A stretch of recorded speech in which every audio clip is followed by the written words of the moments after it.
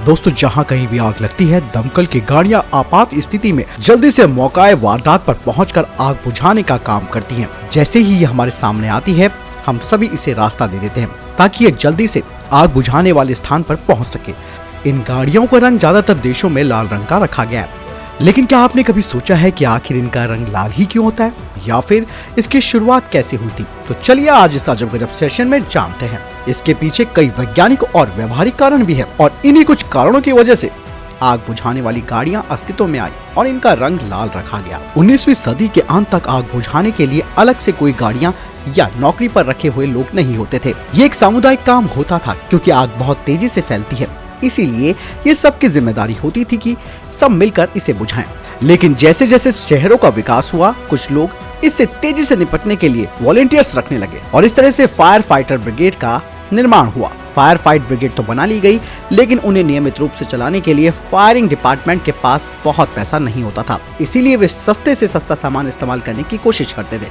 उस जमाने में लाल रंग सभी रंगों में सबसे सस्ता हुआ करता था, इसीलिए इस रंग को चुना गया। इस रंग को चुनने के लिए दूसरा कारण ये बताया जाता है कि सन 1900 में फायर इंजन को लॉन्च किया गया था।